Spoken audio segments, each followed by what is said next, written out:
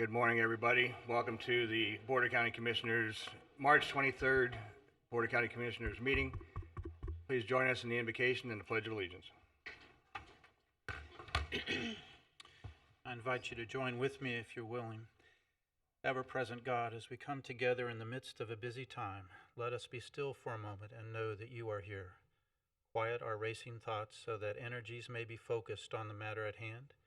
We approach this meeting as a time of communion with you and with each other. Be present in the conversation to be shared, the decisions to be pondered, the plans to be made. Keep us honest in our deliberations and open to the power and gentleness of your Spirit working in and through us. In all this we say, Amen. Amen. I pledge allegiance to the flag of the United States of America and to the republic for which it stands, one nation, under God, indivisible, with liberty and justice for all.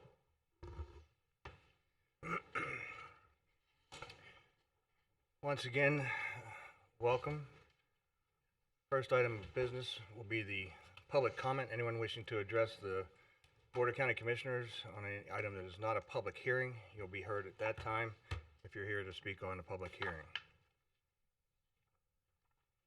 Please come to the podium and tell us who you are and share your thoughts. Good morning, sir. Hey, good morning, Commissioners.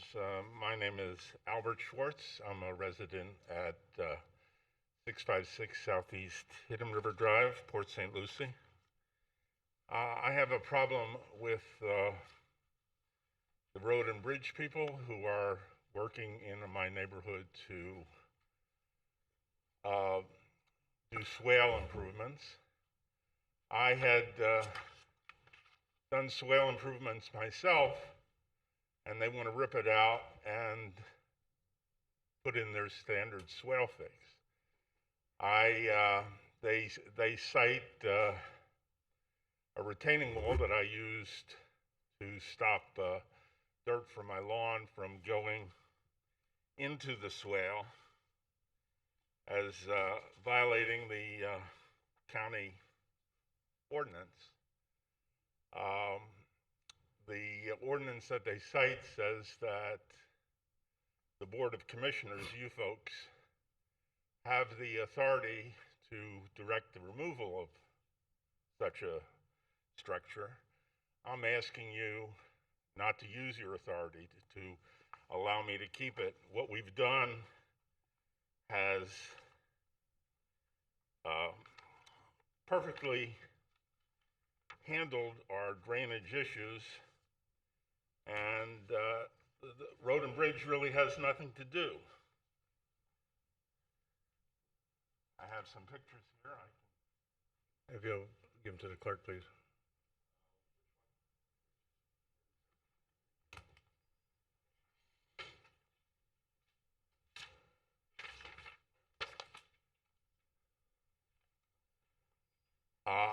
I made an offer to them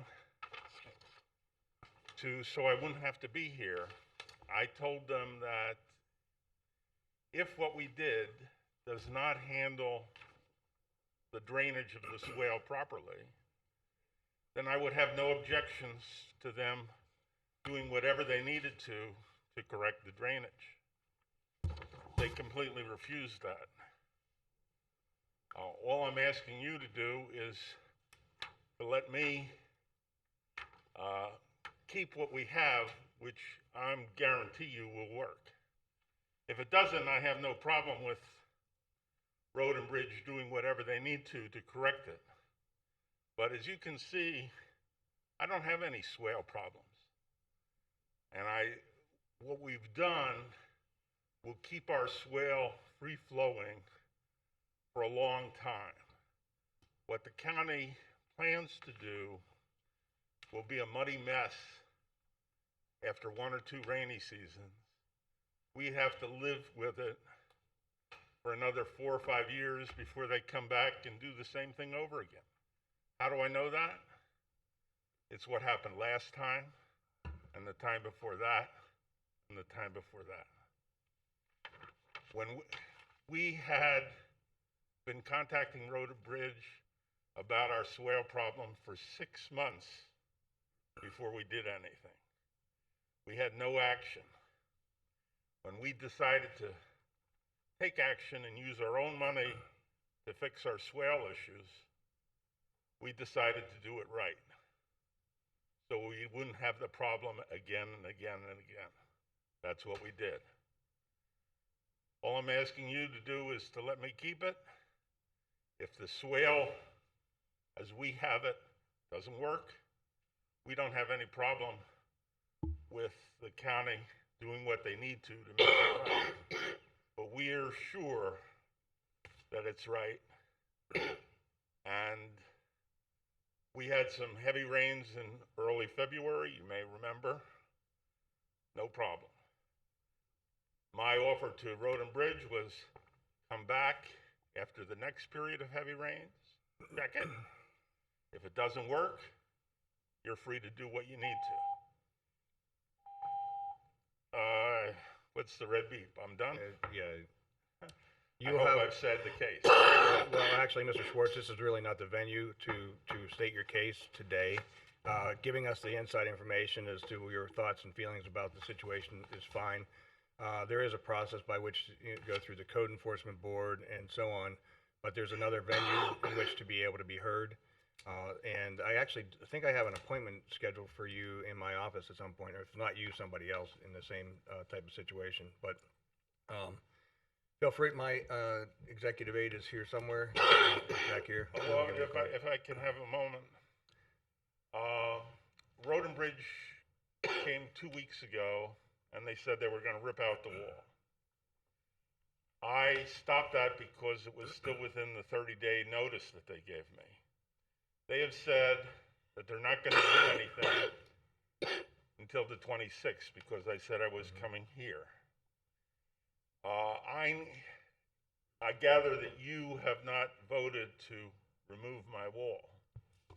It's not an item that has come before us, and if it's in the right of way, I suspect, and I'm going to bring in the attorney because we're really getting far afield of what the public comment should be doing today. So let me speak to the attorney and ask for direction. But I'd like to have Road and Bridge hold off until I can follow this other process. Give me the details, and I'll be happy to follow it. I have contacted Commissioner Bartz about my problem. She's my district commissioner, and I've been trying to get it resolved via her. But whatever the process is, I'd be happy to go through the process. I thought that this is public comment. This is really not the venue. Okay. But I will look for direction from my legal advice, Mr. McIntyre. But can we make sure that nothing happens can you in the meantime? can you let the attorney speak for a minute, and then we'll go from there, okay? All right, thank you. Mr. Chairman, I think, from my perspective, I think it's probably appropriate to allow this, the gentleman the opportunity to meet with the board, if he hasn't already, and we can perhaps defer action on the item until everybody is at least comfortable, and we can explain his options at that point. That would be my suggestion. This probably is not the venue, as you suggest, at least under public comment. We can, at a staff level, I think we're familiar with the issue, and we can perhaps brief the board as well on it. But I think it's fair to allow a little bit of time to try to see if we can resolve this. If nothing else, at least provide an opportunity to explain the next steps to the gentleman, so we can go forward. That would just be my perspective. Very good. And I'm happy with that answer. So actions deferred pending what the attorney has going to set up. that's why we wanted to have him speak before he kept going on. Thank you very much. And my executive aide is in the back. He'll give you a card, and he'll come forward. Robert is in the back, and then you can make appointments with the board and go through the process, and then we can get our staff to give us the background information as well. Some of us is the first time we're hearing it, so. All right. Mr. Chair, I think it's important, since people watch this meeting just like this, for people to understand that what he's referencing is a code issue, and we have a code board that you would go before. It wouldn't be before us. And I think that's the process that the residents need to understand is when there's a code violation given by a department from the code department, you actually would have 30 days to correct. They work with you. At that point in time, if you don't feel that it's been resolved, you have the right to go before the board, but it's not actually the Board of County Commissioners. It's the Code Enforcement Board that you would go before, and they would help you find the resolution to fix that. So you're right, this isn't the venue to have this conversation, but I want to take advantage of the time because it's important, because there's a lot of people that watch this meeting to understand the process. So thank you. Well, thank you, but Thank you. I came here because the paperwork that I got from Road and Bridge specifically mentioned the Board of I- Commissioners. Okay. I can't have this back and forth because I don't have him on the microphone. So thank you, Mr. Schwartz. We are under public comment. Anyone wishing to address the board, please come forward. Good morning, sir. Let us know who you are for the record. Good morning, Mark Gotts, 154 Northwest Magnolia Lakes Boulevard. Our county government now has a great problem. How do we spend $55 million in CARES money with another $63.6 million coming from the $1.9 trillion just passed by Congress? Let the money flow. I would ask that you create the COVID-19 Citizens Relief Fund. Take whatever's left from the CARES monies that you haven't already spent, add that to the $63.6 million from the $1.9 trillion that's just been released, and compensate the taxpayers and businesses in our great county. They were the people harmed by the COVID crisis. They were the people who had to shelter in place.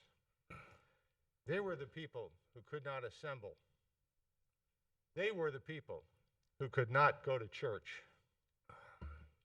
They were the people who could not work and lost their income. They were the people who paid taxes to create this windfall. Where's their fair share? You might say, well, this is government money. Coming to government. I submit that government was not harmed, especially this county government. Did any county employee get paid? Did any county employee not get paid during COVID? You were all working. Did the county get its tax revenue? Yes, and almost to the same level from the year before. And the differentiation, you fixed this in the CARES Act by making up your losses from the CARES Act so that you evened out 2019 and 2020. Government does not need more money. We are in a county that increases its revenue every year because of the construction and additional people who seek to live in our county.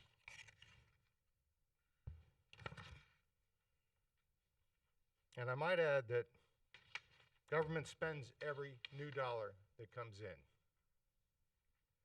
To all those who may be viewing this, my question to you is, why are you sitting and watching? Come down here and get your fair share of this pot of gold. If you don't, it will go to wasteful spending created just because it's there. Thank you. Thank you, Mr. Gotts. We are still under public comment. Anyone wishing to address the Board of County Commissioners on any item that's not a public hearing? Seeing no further movement, we'll come back to the board. Next item is going to be the approval of minutes for the February 23rd, 2021 meeting. We have a motion by Mitchell, second by Hutchinson. All, sorry? Bartz, I'm sorry. I gotta put it in a I'm right here. all in favor? Aye. Any opposed? Hearing none, motion passes unanimously. Next item is going to be a proclamation. This is resolution number 21-034, resolution proclaiming the week of March 21st through 27th of 2021 as National Surveyors Week in St. Lucie County. Madam Secretary, please read the resolution. A resolution proclaiming the week of March 21st to 27th, 2021 as National Surveyors Week in St. Lucie County, Florida. The Board of County Commissioners of St. Lucie County, Florida has made the following determinations. Land surveyors are counted among the following founding leaders of our country and were instrumental in the formation of the layout of property boundaries in the United States, providing our citizens the opportunity to enjoy the American dream of property ownership. The United States Presidents, George Washington, Thomas Jefferson, John Adams, and Abraham Lincoln all served as surveyors, contributing to the historical mapping of America in its early years. The surveying profession requires special education, training, knowledge of mathematics, the related physical and applied sciences, and requirements of law for evidence. Surveyors are uniquely qualified and licensed to determine and describe land and water boundaries for the management of natural resources and protection of private and public property rights. The continual advancement in instrumentation have required the surveyor to not only be able to understand and implement the methods of the past, but also to learn and employ the modern technology in finding solutions to meet the challenges of time. The citizens of St. Lucie County, Florida recognize the valuable contributions of the surveying profession to history, development, and quality of life throughout our country and make important decisions based on the knowledge and expertise of licensed surveyors and mappers. Now therefore, be it resolved by the Board of County Commissioners of St. Lucie County, Florida, the Board does hereby proclaim the week of March 21st through 27th, 2021 as National Surveyors Week in St. Lucie County, Florida. The Board encourages all citizens to recognize the many contributions and the ongoing dedication of surveyors to our community and throughout the United States. Passed and duly adopted this 23rd day of March 2021. Thank you. Is there a motion? Motion to approve. Motion to approve Second. by Hutchinson, second by Bartz. All in favor? Aye. Thank you very much. Today we have John Wilbon, Assistant County Surveyor in St. Lucie County, and Michael Owen, Professional Surveyor and Mapper, and the entire crew. Just, you wanted to keep me inside the bounds, right? Is that what it? All right. You're going to have to introduce whoever's that I didn't introduce. So let's go ahead and do the resolution first. And come on in here.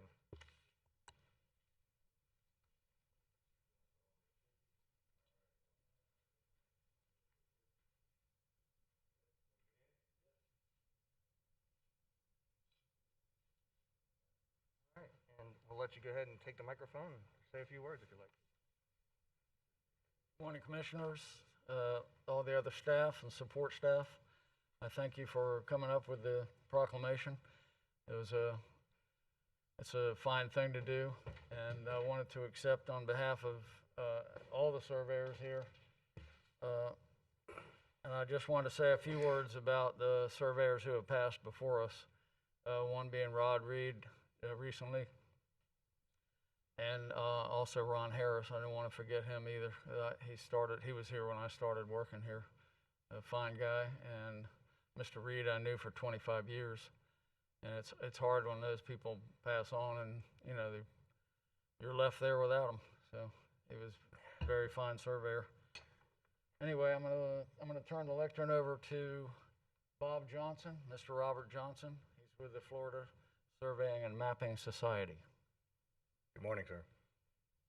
Good morning, Commissioners. Again, my name is Bob Johnson. I'm the Vice President of the Indian River Chapter of the Florida Surveying and Mapping Society. On behalf of the surveyors of St. Lucie County, I'd like to thank you all for recognizing the contributions that surveyors make to the community, and for recognizing the week of March 21st through the 27th as National Surveyors Week. Surveyors play a vital role in the development of our nation's infrastructure, in quiet enjoyment of private and public lands, and in the orderly transfer of real property.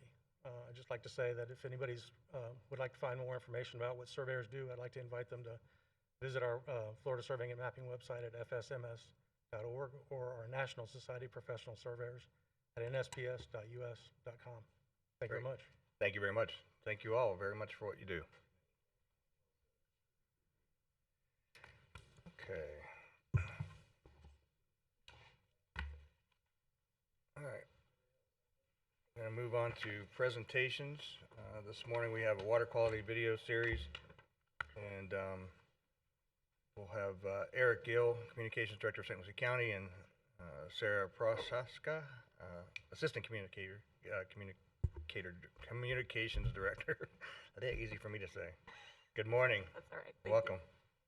Good morning, Chairman Zadowski. For the record, Eric Gill, Communications Director for St. Lucie County. I have Sarah Prohaska, the Communications Director for the City of Port St. Lucie, and Ben Elliott with City of Port St. Lucie's Communications Department.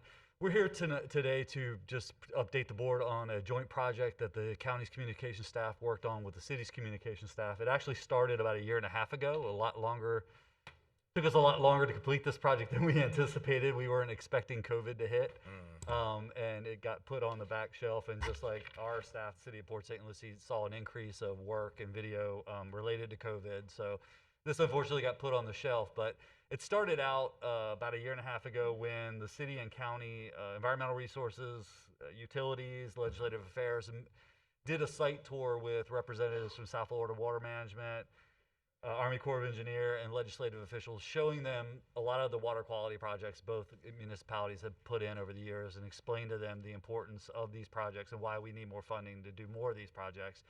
And it was suggested that we work together on this series. And we have a great working relationship with Sarah and her team, so we were happy to do that.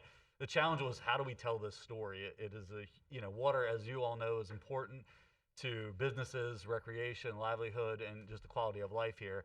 And how do you condense that down into a 5-minute video or a 40-minute video, and who's going to sit there and watch a 30 or 40-minute video? So we decided to do it in a series of videos, shorter 5-minute videos. We shot about several hours worth of interviews, our staff, their staff, and I sat down to write the narration and script, and found it to be a lot more difficult than I thought it was going to be, because I know our projects, but I don't always know the city's projects, and the city knows theirs, but not ours. And luckily, Ben took the lead and took all the sound bites and put it together and came up with a series that we finally, it's not quite finished, it's done what we've, but we were hoping to build on it and continue on it. And Sarah, do you have anything you want to add before we? Yeah, I will just say that, Ben really just let the experts talk, and from letting the experts speak, we figured out different themes for each little, so it's digestible videos about different topics relating to our water quality, because water quality is an extremely complicated topic, as I'm sure you all are aware. So we didn't want to do a 30-minute, 40-minute long, complicated documentary. We wanted to give it to people in digestible, easy to understand 5-minute videos, which I think we did. Ben really took the lead on it, and he figured out from the many interviews that we all conducted how to break it up, and I think he did a really good job. And so we have 3 videos done right now. We're going to continue to build on them. I'm thinking our next one might be about land preservation. There's different topics we still need to tackle. But we've got 3 done right now. We have an overview, we have one about our history, and we have one about wastewater, septic sewer, the importance of, or how that affects our water. Yeah, and they'll be hosted on, a city will have a web page with all these videos. We'll create a web page. They're all up on YouTube now, and we'll share them through social media. But Ben put together kind of a trailer or overview video, and that we'll like to play for you guys right now.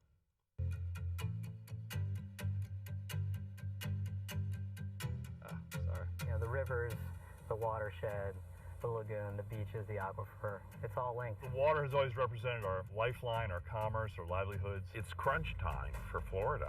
To secure our water future in Florida, some tough decisions are going to have to be made. Our Water is a video series, and it was really a big collaboration between the city and the county, and our goal is to tell our story, to tell the story of our water quality issues. To do that, we needed to answer some pretty big questions. We interviewed nearly a dozen experts. We knew first we needed to find out why people should care about water quality. Why is it important? It's the infrastructure, really, of our way of life and economy here on the Treasure and Space Coast. It really is, and that's what captivates people. I mean, when people want to visit Florida, they want to go to the beaches, they want to go to the springs, they want to go to the rivers. If we pollute those to the point that the animals, the bioorganisms, and the plants that live in them can no longer survive, there's no way to undo that, and it's not a cost component. Next, we wanted to look at our history.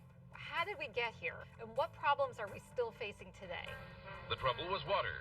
Too much of it on one hand, not enough of it on the other. The sad answer is there's not just one thing wrong. In urban water quality, there's so many issues to address. Our research has gone a long way to really show that a lot of these algae blooms we're seeing are coming from inadequately treated sewage. 98.6% of our county was unsuitable for septic tanks, and yet on my watch alone, we put in over 48,000. From there, it was what are we going to do to solve these problems? And how can our homeowners and our residents help us? I think people who live further inland You know, they say, well, I don't live near a waterway, so I'm really not having any impact. That's not true. Every single person, especially here in this community on the Treasure Coast, we all have an impact. Then, of course, what do we need to do now? What do we need to do next? Where do we go from here? The St. Lucie River C23 Water Quality Project that's out just south of the McCarty Ranch property. That project, it will hold and store 21% of that excess fresh water, because we can't control the weather, we can't control the rain, but we can control where that water ultimately ends up. I think everybody plays a role in solutions. They're man-made problems, certainly, and it's going to take man-made solutions. We're excited to share this series with our residents and visitors, and we plan to build on it as we continue to meet our water quality challenges of tomorrow. How can you put a price on, the health of the river? It's the jewel of the Treasure Coast, right here in our own backyard, and you can come here and launch your kayak, launch your boat, you can go out, you can fish. I mean, how can you put a price tag on that?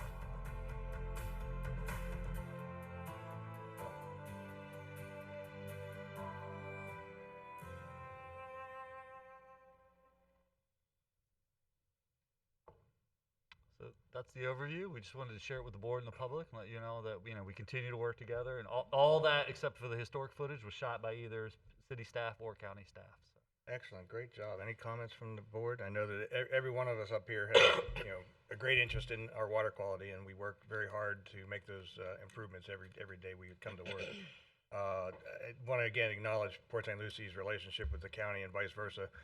600 square miles is a lot of miles to cover, and our relationship with the city is great, and we're happy that we can continue to have these types of collaborations. So thank you very much. Thank you for the work. I can't wait to see the other ones. So. They'll all be posted tomorrow probably. All right. If there are nothing else from the board, thank you so much. That was awesome. Ben, great job. Take a bow. Yeah. Good job. Thank you for your time. Thank you. All right, next up, Mr. Tipton, would you like to kick off the Women's History video? Yes, thank you, Mr. Chair and Commissioners. Good morning. March, as you know, is Women's History Month, and it's a time for us to honor the role of women in history and celebrate their diverse achievements and stories. And so Eric's team put together a series of interviews with women in our organization. As we look to celebrate more things throughout the year, we will expand all of our celebrations to include more of the community, but this is our first effort doing this, and so it will be some of our own team, including Commissioner Townsend. And so we would like to go ahead and play this for you now. Great, thank you. In 1908, thousands of women rallied in New York City for better working conditions and their rights to vote. That gathering led to a bigger event, the women's suffrage. Women were often overlooked until brave women like Harriet Tubman, Susan B. Anthony, and Elizabeth Cady Stanton led the Suffrage Act, gaining women our rights to vote. In 1980, the National Women's History Project lobbied for national recognition. They were heard, and President Jimmy Carter issued and signed the first proclamation for Women's History Week. 6 years later, they petitioned for an expansion of this event, and Congress passed Bill 100-9 in March of 1987, proclaiming March as Women's History Month. Women like Elizabeth Blackwell in 1849 was able to become the first female doctor after being ostracized and harassed by the townspeople and the male student body, at first even being barred from classroom demonstrations. In 1997, Madeleine Albright was the first woman to serve as Secretary of State, and she continues to be active today. Mary Dixon Keyes, the first woman to own a patent. She was weaving hats, and President James Madison's wife saw this, recognized it, and President Madison then signed her patent. Mary Curry, the first woman to win a Nobel Prize. Harriet Tubman, who against all odds raised above everything for her role with leading people to freedom. We all remember Amelia Earhart, the first woman to fly the Atlantic Ocean solo in 1932. There's the Helen Kellers, the Margaret Thatcher, Queen Elizabeth, Oprah Winfrey, and so many more amazing women leading us today. Women of the world want and deserve an equal future, free from stigma, a future that is sustainable, peaceful, with equal rights and opportunities for all of us. To get us there, the world needs a woman at every table where discussions are being made. Because when women lead, we see positive results. March 8th is to celebrate the role of women in history and to remind ourselves of the accomplishments of women throughout the years, and to reflect on the trailblazing women who led our way for change. I'd like to acknowledge 3 amazing trailblazers in our community that have impacted my life: Betsy Yates, Lois Gordy, and Judy Culpepper. They've opened many doors for me, they've helped me educate myself, and they've mentored me to become who I am today. And I'm forever thankful to the 3 of them. The women's rights movement has afforded women many opportunities and privileges through the years. I proudly served as president of the League of Women Voters in St. Lucie County for 8 years. And I'm proud to work for 320,000 wonderful bosses each day in my elected position today, all because of these past historical women. I've learned that nothing in life is to be feared. It is to be understood. And now is the time to understand more so we all fear less. My mother comes from the Dominican Republic. I was born and raised in Miami, Florida. We're in North America. There's so many inspiring women in my life that have inspired me. Women are, in my life, very spiritually motivated. They have been the backbone and the strength that I idolize. Women have, in the past, in history, as well as present and in my future, God willing, they will be very strong, independent, and spiritual women. I have had a lot of things in my life that have been guided and inspired by these women, and I hope that this month they know how important they are to all of us. I have countless memories of being motivated and empowered by women whom I've known personally and those whom I've read about in books. To me, women empowerment consists of encouraging, providing constructive feedback, and showing even the smallest acts of kindness to the women I encounter. It is a beauty of embracing the creativity that comes with positively interacting with women of diverse race, culture, and socioeconomic status. To all the women in leadership, the mothers, the sisters, the aunts, the daughters, and the mentors who empower others, thank you. I can empower because I've been empowered. There's so many inspirational women out there, but the most that matter to me would have to be my mom and my grandmother. When I think of my mother, she raised me as a single parent, always making sure that I was going to all my after-school activities and never taking time for herself, and just very selflessness. So I wouldn't be the person that I am today without my mom. My grandmother moved here in 1960, picked up her whole family, my grandfather, who had just been in a car accident and was left brain damaged, moved down to Florida with nothing in her pockets and became a successful businesswoman, making a name for herself. It's very, very humbling. When thinking about Women's History Month, these are the 2 people that come to my mind. Strong, empowering people who made sacrifices to make my life better, and I wouldn't be the person I am today. Women's History Month means everything. It is the month we celebrate women in history who have paved the way for us. It is about perseverance, encouragement, and empowerment. It is the month that we went from not being able to vote to having our first female vice president in office. It is about having our daughters and even their daughters being able to have more opportunity to be whatever they choose to be. Women's History Month makes me think back over a 30-plus year career of the women that influenced me and how hard all of us had to work to be leaders in our fields. I can say that I had to work, I feel, twice as hard as the male to be in a leadership role, and but that's my generation, and it was worth every second of it. And in doing that, I think along those lines, in that you have to work harder, you also become more aware of the people around you and their feelings and how they react to you as their leader, because as a female in a leadership role, you don't always get the respect that you deserve. And so therefore you try to counterbalance that. And how I did that was with empathy. And I've taken that role probably to an extreme distance, and I use empathy to resolve problems with employees and even citizens in the community. And so that is kind of, to me, what it means, my message as a female, and the influences that I experienced in my career. So it's Women's History Month. And Women's History Month makes me think about women in planning, because that's what I do. And one of the things that I have learned is that we tend to create spaces for everyone, for what we think is everyone. But when we do that, we tend to create spaces that work primarily for men. Here's an example. When you have a transit facility and you have to go up some stairs in order to get to it, you aren't planning for women with strollers. You're not planning for people who have disabilities.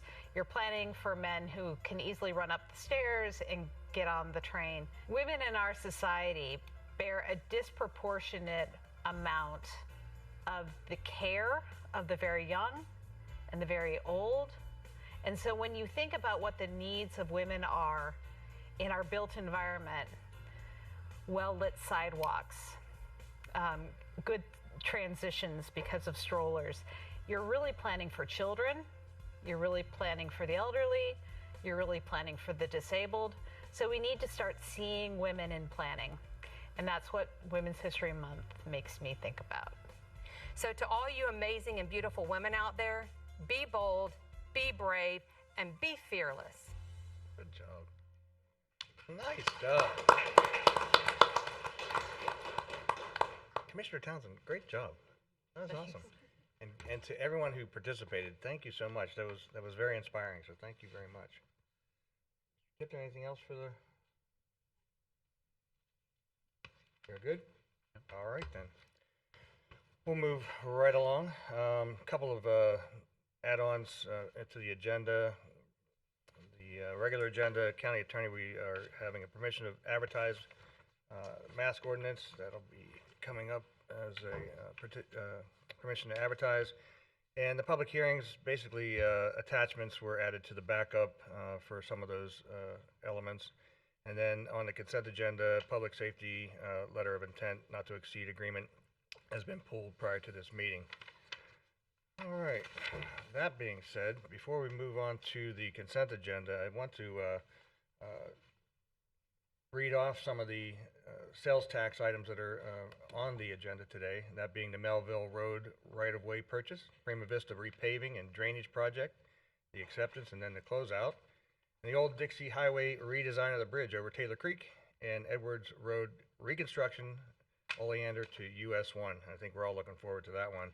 Again, thank you to the public for supporting the sales tax for better roads, cleaner water, and more sidewalks that the voters passed in 2018, so thank you very much.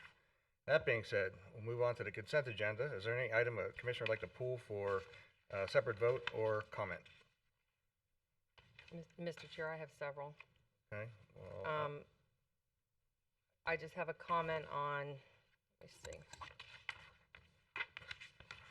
see, 8B1. It's not that I'm against this, but I just would like for us to have conversation and informal. I think rather than putting all the money towards the audit, we need to have a conversation about putting some of the funds towards a full-time employee to oversee the impact fees so that there's more accountability. And on I think it's F1. Let me get there. F1. I'll be recusing myself from this, so that'll need a separate vote.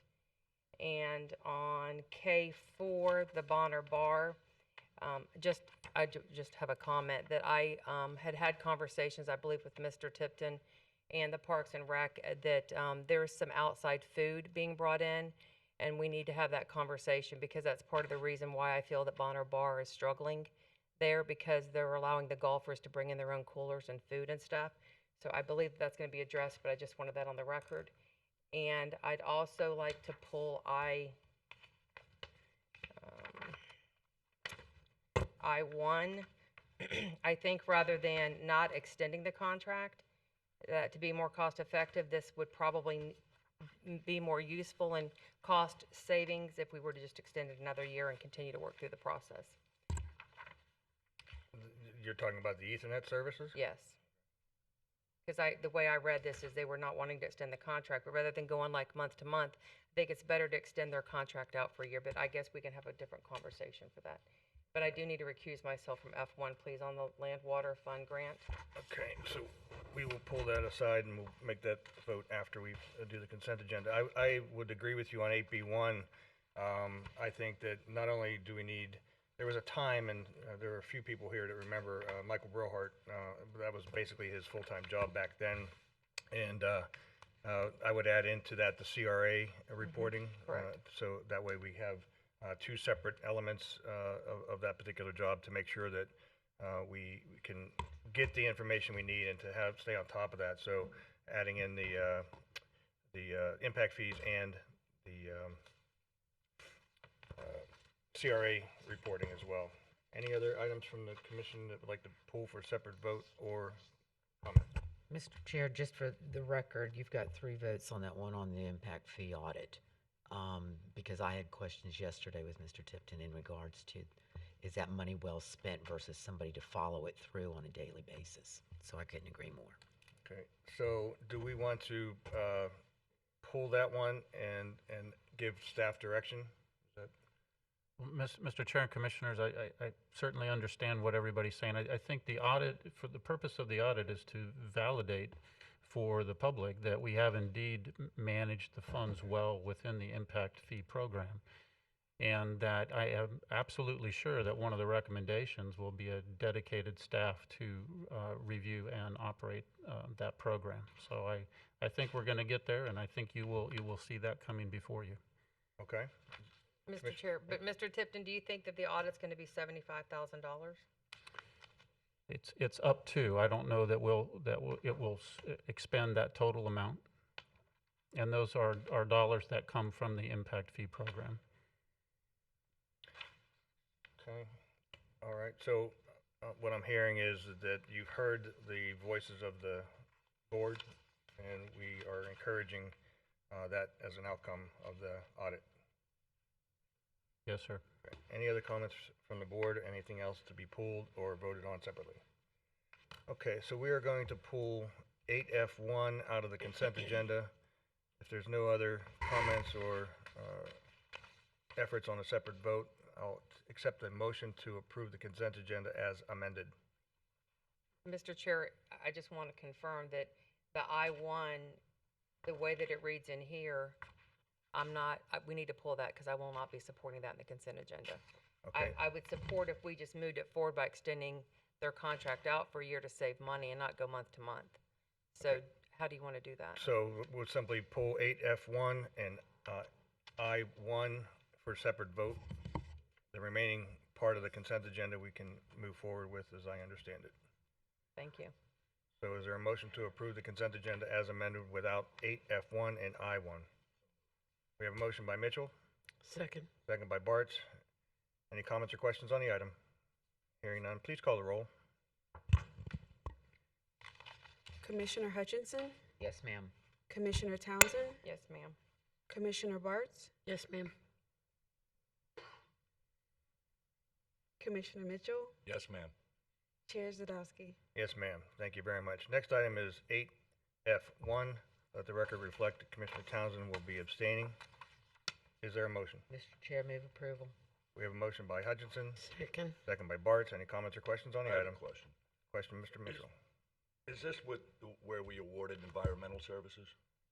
This is the 8F1? Yes. Yes. Correct. Was there grant money allocated with this, and is there a time element? with some of these projects? Yes, sir. This does involve grant money, and yes, sir, there is a time element. Mr. Middlebrook, good morning, sir. Good morning, Mr. Chair, members of the board, Mike Middlebrook, St. Lucie County Environmental Resources. Commissioner Mitchell, you are correct. This is a Land Water Conservation Fund grant that's administered through the state of Florida. It's a St. Lucie County 50% match project, so $200,000 from the county, $200,000 from the state. The money that comes from the state is also somewhat federally funded. We do have some timelines involved, involved with this grant, and with the grant expiring in July 30th. So we are on a time crunch to get these facilities and amenities completed by then. Were there also there was a lot of bidders on it, and we selected? Was it chopped out where one could bid on one, not bid on the other? You select the lowest price, and that's what we did. The lowest responsible bidder. Correct. That's exactly how we did it. It was basically per item. So we thought maybe if we could get multiple contractors involved, that it would help with the process. We had a number of bidders pull the project and look at it. Only 5 showed up at the pre-bid meeting, and then ultimately 3 contractors put in prices. So the RFP stated, hey, you can bid certain parts of this. You don't have to bid the whole thing collectively. That's correct. That's all I have. Okay. Anything else on this item? Hearing none, I'll accept the motion. We have staff recommendation for approval. Okay. I will pass the gavel to Vice Chair and move approval. Vice Chair, you have it. We have a motion by Chairman Zadowski and a second by Commissioner Hutchinson. Madam Secretary, please call the roll.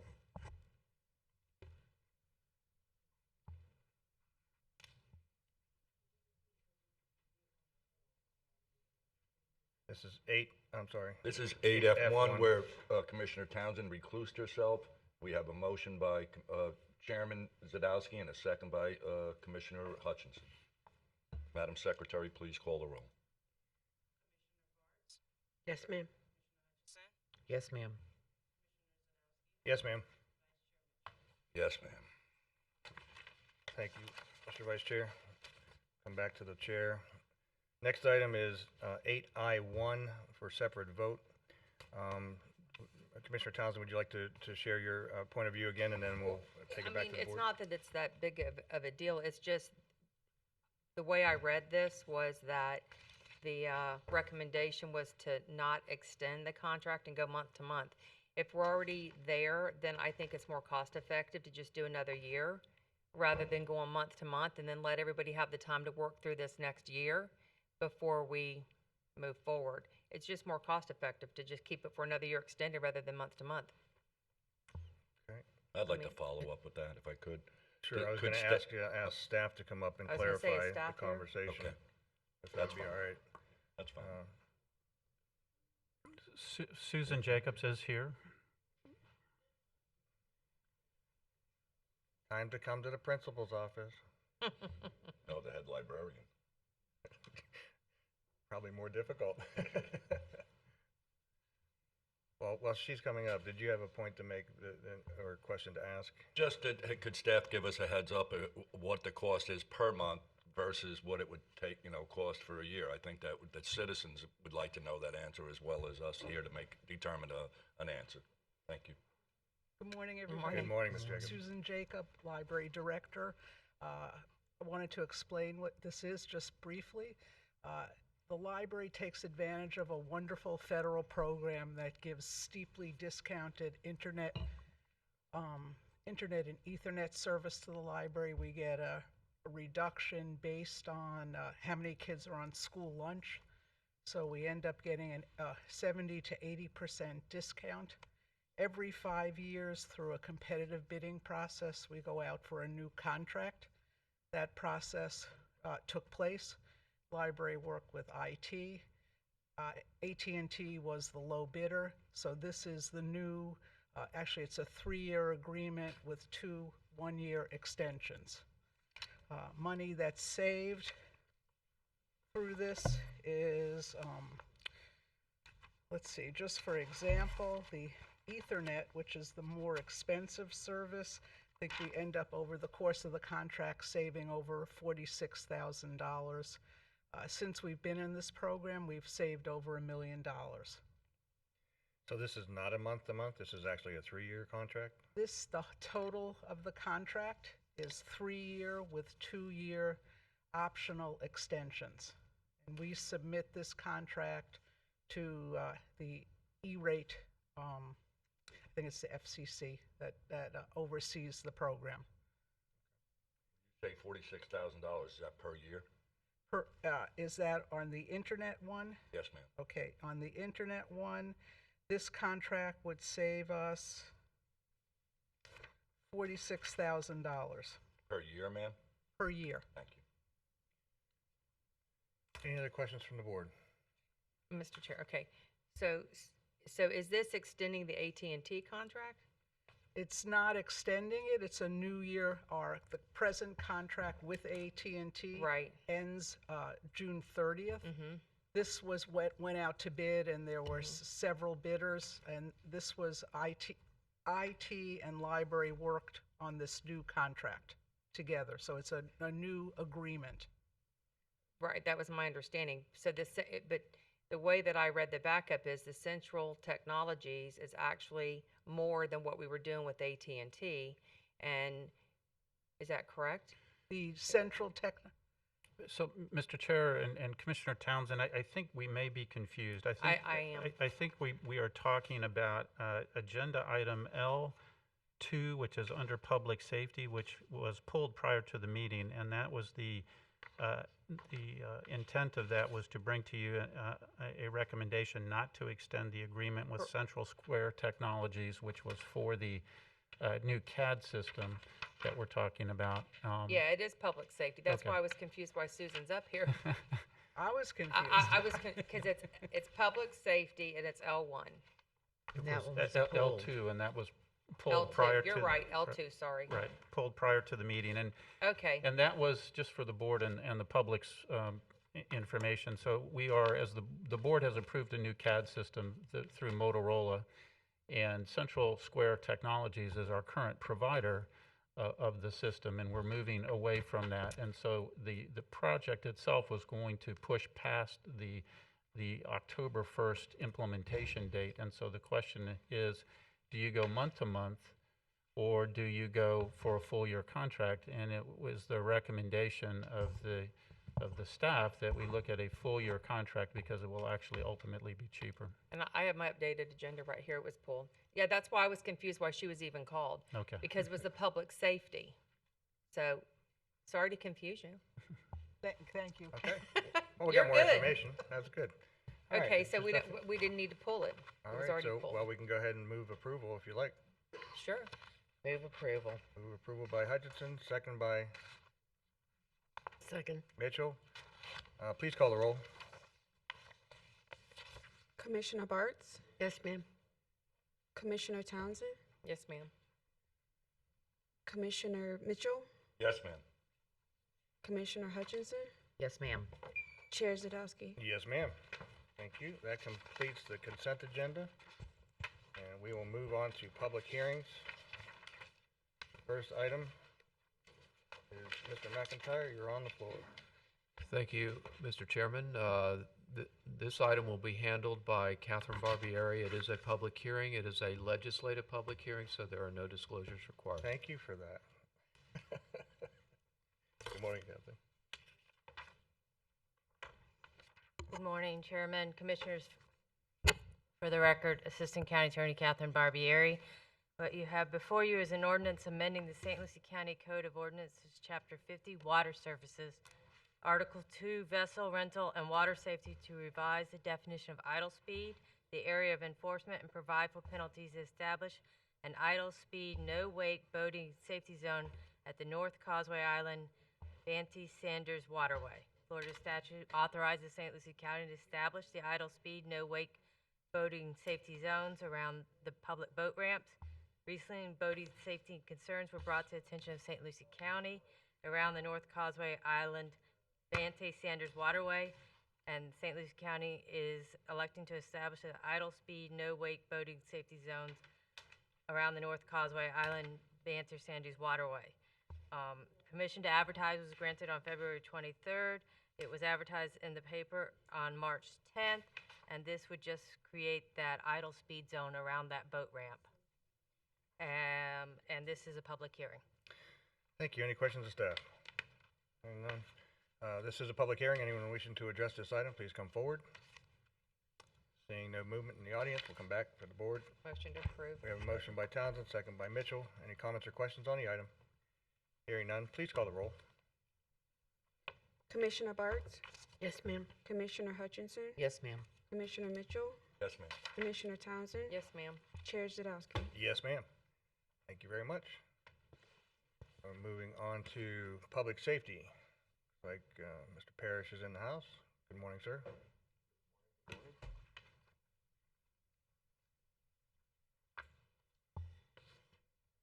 Good morning, Mr. Chairman, members of the commission. For the record, Ron Parrish, Public Safety Director.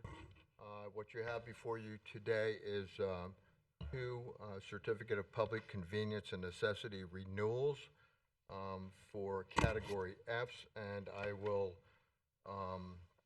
take them one by one. The first one is for Stellar. Stellar Transport has submitted a renewal application for an F Wheelchair Certificate of Public Convenience and Necessity, a COPCN.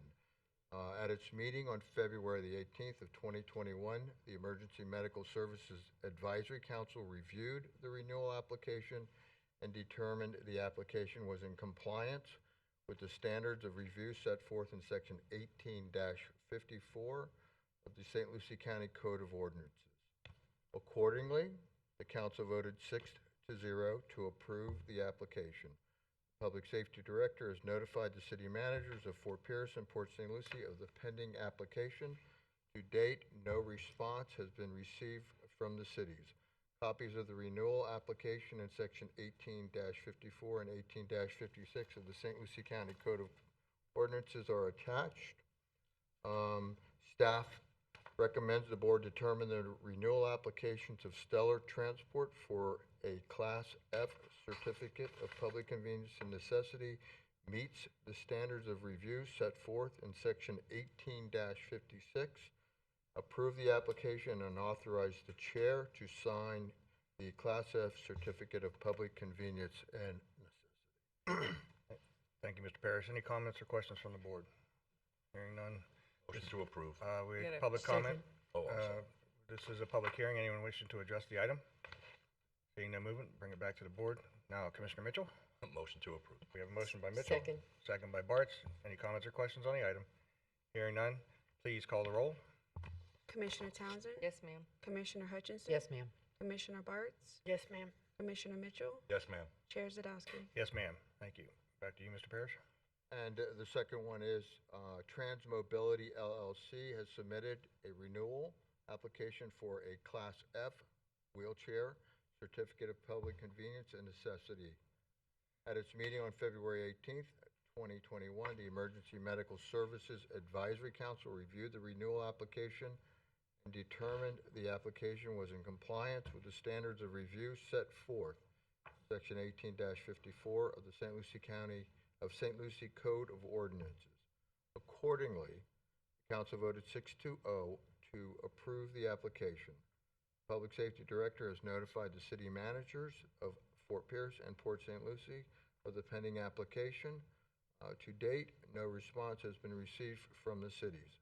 Copies of the renewal application and sections 18-54 and 18-56 of the St. Lucie County Code of Ordinances are attached.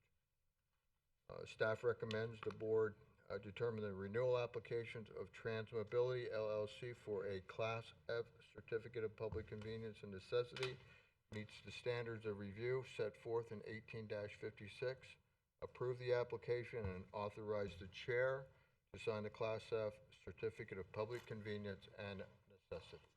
Thank you. Any questions of Mr. Parrish? Hearing none, this is a public hearing. Anyone wishing to address this item?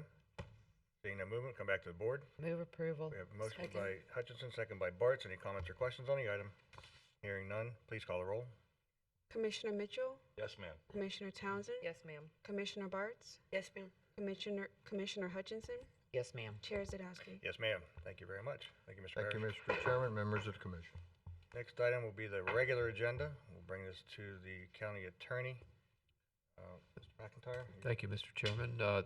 This item relates to the county's water and sewer district. It relates to bonds that have previously been issued, and actually a defined term in those bond resolutions, cost of operation and maintenance. We've discovered that the current definition includes not only cash outlays but accruals like pensions. That's an unusual circumstance, not usually found in most bond resolutions, and it does adversely impact the bond coverage, which is done on a yearly basis. We are suggesting, with the consent of the county's bond counsel and financial advisor, that the board adopt 2 resolutions that would change the definition of cost of operation and maintenance, which would become cash only, no accruals, which again is consistent the way most bond resolutions are done. Staff recommends approval. Thank you. Any questions of staff? Hearing none. This is a public hearing. I'm sorry, this is a regular agenda. Sorry about that. There are no further questions. Is there a motion? Motion to approve. We have a motion by Townsend. Is there a second? Second. Second by Hutchinson. Please call the roll. Any comments or questions on the item? Hearing none, please call the roll. Commissioner Mitchell, Yes, ma'am. Commissioner Bartz, Yes, ma'am. Commissioner Hutchinson, Commissioner Townsend, Yes, ma'am. Chair Zadowski. Yes, ma'am. Thank you. Next item. Thank you, Mr. Chairman. This item relates to a proposed interlocal agreement with the city of Fort Pierce concerning the Ilis Ellis Park project. In background, the city of Fort Pierce owns the park, which is located at 13th and Avenue M. But in September of 1998, the city and the county entered into an interlocal agreement where the county actually operates and maintains the park. The city and the county were approached by a private donor who is interested in funding the design and construction of substantial improvements to the park. The city has indicated their intention to enter into a memorandum of understanding, other contractual agreement with the private donor, where the donor will provide the city with sufficient funds for the city to design, permit, and construct with a licensed contractor the project. The city has agreed to coordinate with the county in the design and construction of the project, and the county will agree to operate and maintain the project upon completion. The attached interlocal outlines the specifics of the cooperative effort between the county and the city, and we are proceeding with this so that the city will understands that we have a cooperative agreement so that they can proceed with the memorandum of understanding. Staff recommends approval. Thank you. Any questions of Mr. McIntyre? Move approval. We have a motion by Townsend, second by Mitchell. Any comments or questions on the item? Hearing none, please call the roll. Commissioner Bartz, Yes, ma'am. Commissioner Hutchinson, Yes, ma'am. Commissioner Mitchell, Yes, ma'am. Commissioner Townsend, Yes, ma'am. Chair Zadowski. Yes, ma'am. Great. Thank you. Next item. Thank you. Thank you, Mr. Chairman. This item relates to CARES Act funding, and it's an amendment, actually amendment number 2. The board did enter into a CARES Act agreement with the state. That agreement did expire on December 30th of last year, but the state has indicated a desire to reinstate and extend the term of the agreement through February 28th, 2021, which provided additional time for the county to provide background information concerning the county's use of the CARES Fund, so it was in our best interest to do that. We were required to sign the amendment in advance of the board's regular meeting, and in fact, the chairman did sign that on behalf of the board. The purpose of this item is to ratify the chair's decision to sign amendment number 2. Staff recommends approval.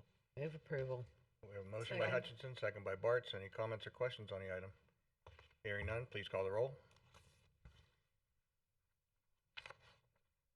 Commissioner Hutchinson, Yes, ma'am.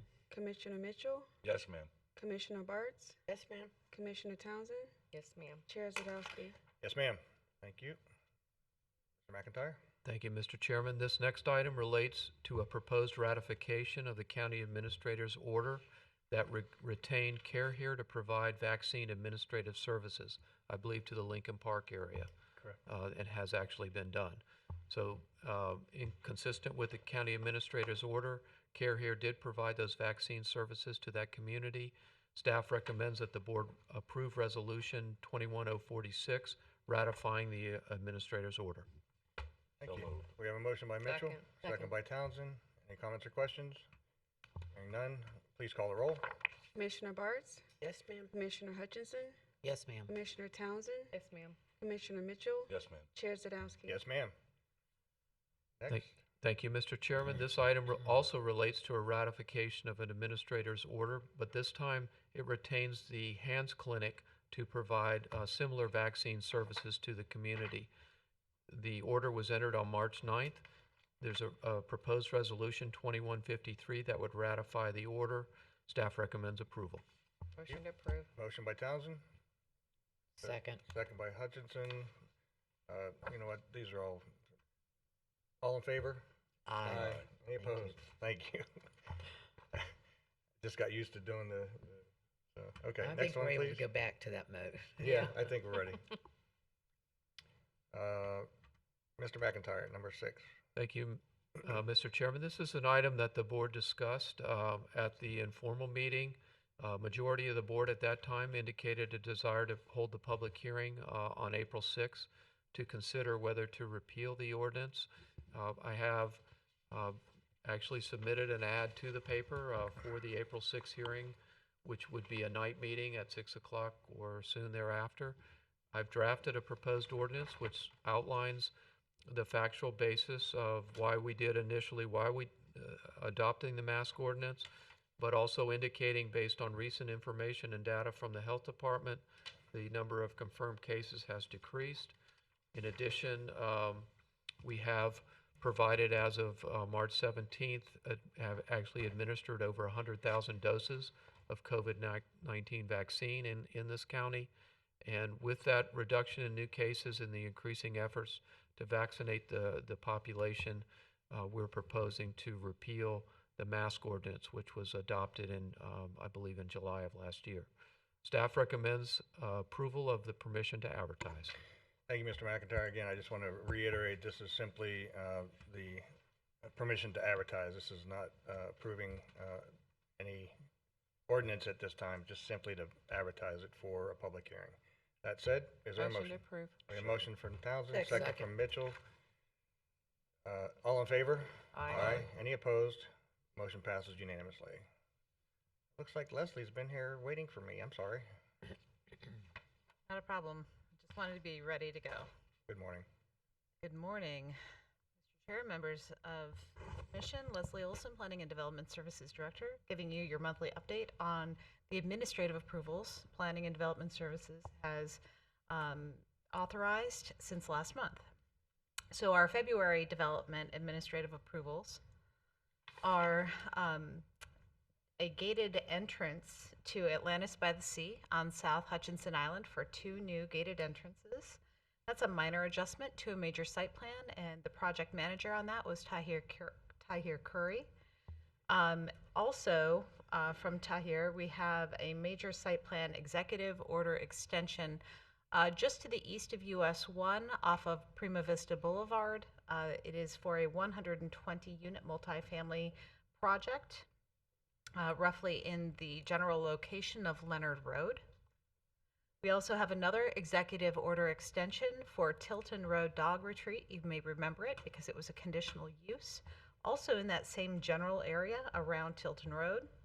And that's an executive order extension to extend that date of approval until June 10th, 2023. Bethany Grubbs also processed a lot split, which is actually a lot line adjustment because we don't have any new lots on this. And that is off of Glades Cutoff Road. And it is for Brian Tollefson, adjusting 2 lots to approximately 5 acres each. That's all we had for the month of February. Any Great. questions? Any questions for Leslie? Hearing none? Great. There's no vote necessary, so thank you very much. You're welcome. Good morning. All right. Looks like we're moving into item C1, public utilities. Looks like Mr. Landry's coming forward. Good morning, sir. Good morning, Mr. Chair, Commissioners. George Landry, Director of Public Utilities and Solid Waste for the record. The item before you is a bid waiver and sole source determination. The vendors listed on this item have been providing goods and services through our previously contracted vendor Infomark, and since we've taken over the operation as of yesterday, these are some of the vendors that we're bringing onto the county to continue serving our utility system and have been for a period of time. Pending your questions, staff is recommending approval. Any questions of Mr. Landry? Mr. Chair, I have no questions on this item, but I would like to ask George if he would stay at the dais for some board comments, please, after this agenda item. Okay.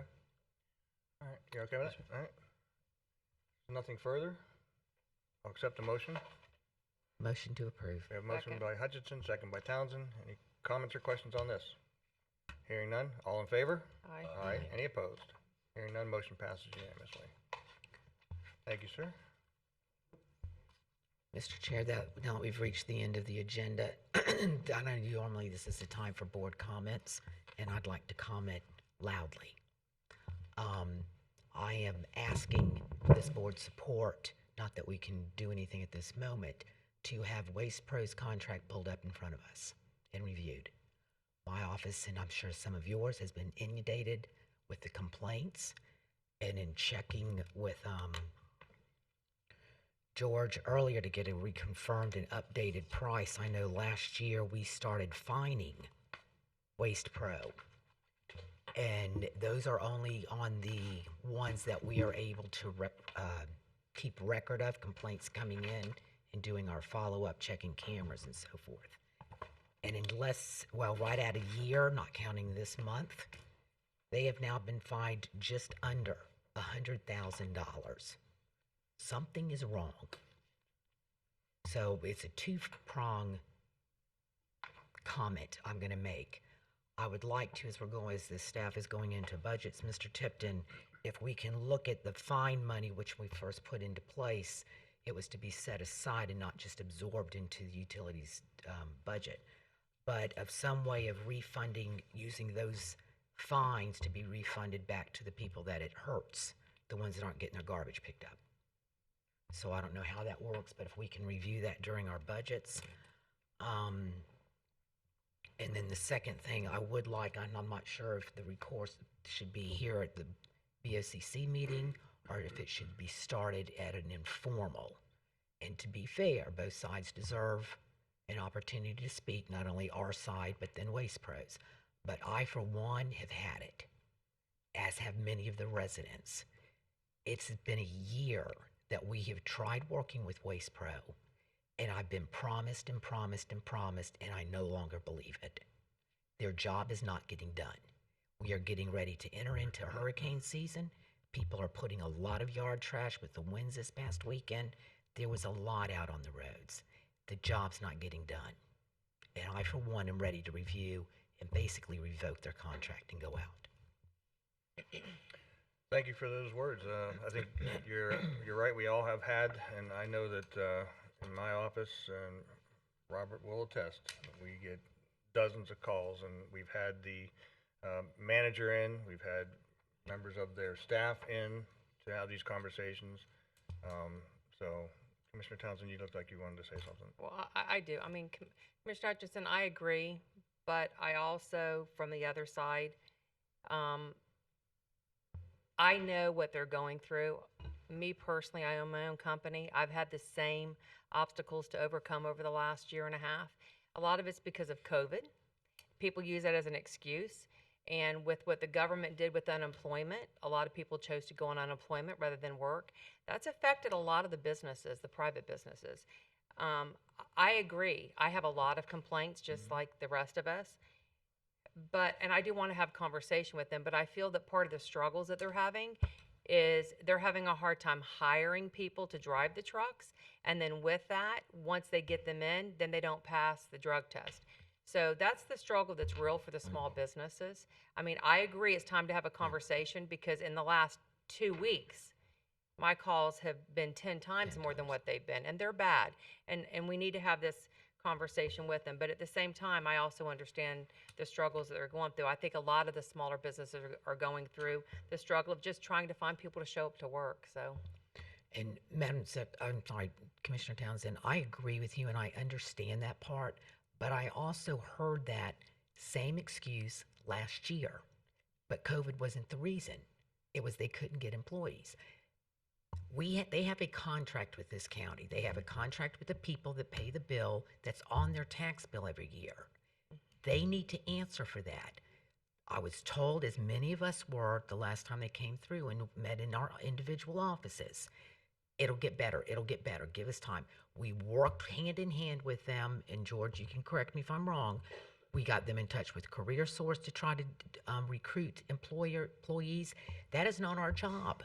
I agree. So, and they're not a small business. They are a big business. No, they are. But I mean, so I'm just there's saying. a huge difference.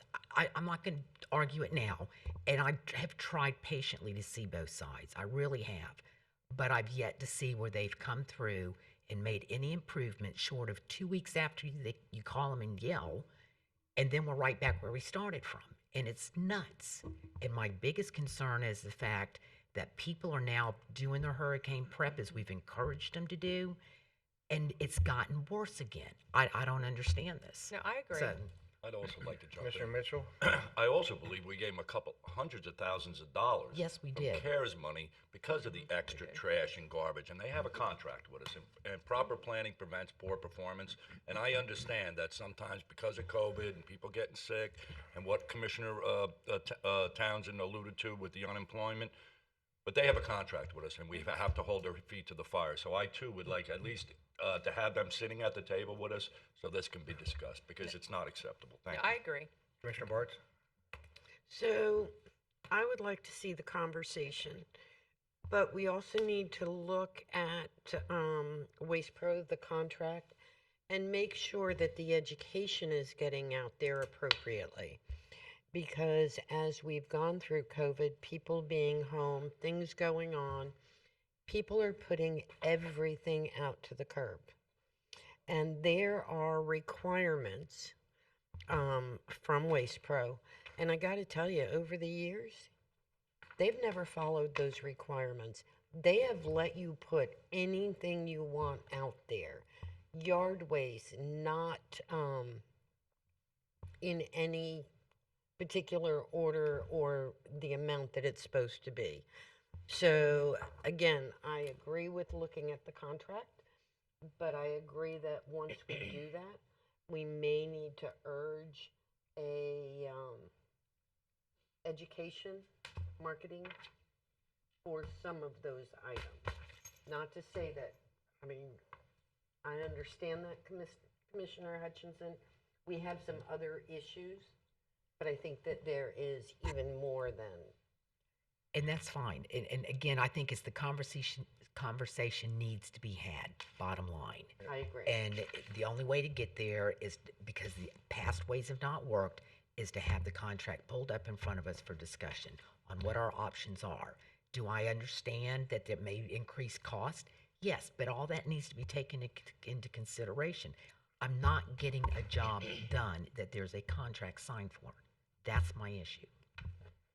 Well, this has been a good conversation to have amongst ourselves here, because we obviously can't do it behind closed doors, and that's good. And I want the public to recognize that we are also angry with the process, and for Commissioner Bartz with the following procedures and education.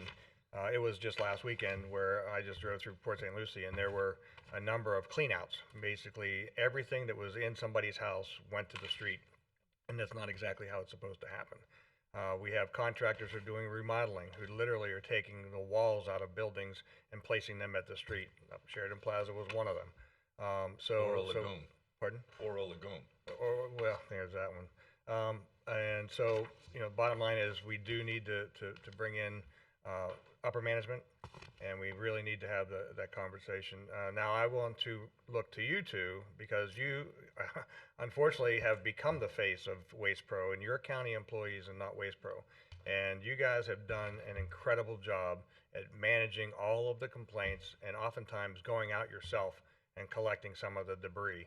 And so I want to recognize each of you, Rebecca and George, and anybody else that's been a part of what you guys have been accomplishing on our behalf, answering the complaints and answering to the taxpayers. So thank you for what you do. Again, you don't work for Waste Pro, you work for the county, but because you've gone out there and done a great job, oftentimes I hear the compliments that come back the other way. And I know that I probably don't get them back to you as well as I should, but please understand, the citizens do appreciate what you two have done in trying to get things resolved. So thank you. Mr. Chair, Commissioners, thank you for that. And if I may suggest, if I could maybe pull together some data over the last 12 months, and Rebecca and I can meet with you all on that individually if you'd like, or in a group setting, your choice there, and kind of go over that data so we can prepare for a strategy to have a discussion with Waste Pro, prior to meeting with them. So if that's something that you'd like to consider. Yeah, I think we need to have it as informal because I think there's a lot of information that's going to come out, and I think that some of us will want to vent, and it's probably a better place to do that. Y'all don't have to look down here at me. I'm just the one that's, all of y'all are getting the phone calls. We're all you're getting the absolutely right. emails. And at some point, it needs to be called out. You're absolutely right. You are correct. All right. If there's nothing else from Commissioner comments, Mr. Tipton, do you have any announcements? Just that our next meeting is going to be April the 6th at 6 p.m. here in these chambers, and for the month of April, we are on a regular meeting schedule, so it'll be the first 3 Tuesdays of the month. You want to talk about the permanent vaccination station that's being developed? I'd be happy to. So the state has established a permanent vaccine station. It's at the, I don't have the address, but it's at the old Powell Center, or what was the former YMCA. It's over by 23rd Street. Lawnwood Medical. It's up just down the road from here on 23rd Street. But it's a permanent vaccine site. They are doing no registration, so you just show up, and it's 200 vaccines a day, and that's 7 days a week. And so that just started Monday. I understand the line was long this morning. And so one of the strategies, I don't know the hours of operation, but you might want to think about not coming right away and just let that initial line kind of die down, and then stop on by. But it's a great way to get the vaccine. Thank you. I just want to address one thing that was stated in public comment about the millions of dollars directed to the county. Our staff has done an incredible job at identifying ways of getting the money to the residents of this community, including millions of dollars in rent and mortgage assistance, as well as the hundreds of thousands of pounds, if not millions of pounds of food, working with the food banks and a number of other opportunities for those who have lost wages and so on. So that is happening. It's not something that we are stacking money aside for pet projects, but those dollars will go into the public use and for public benefit. I just wanted to say that out loud. All right, if there's nothing else, sorry, Commissioner Mitchell. I just want to, because you talked about the different shots that have been administered and everything, I just want to thank you have a lot of employees that are in this room I'm looking at today, that they worked as volunteers. They weren't paid for it every weekend for months now, to make sure these vaccinations went well. So, it's all about community and about volunteers. So I just wanted to recognize a lot of the staff members and their departments for a job well done. Thank you. Thank you.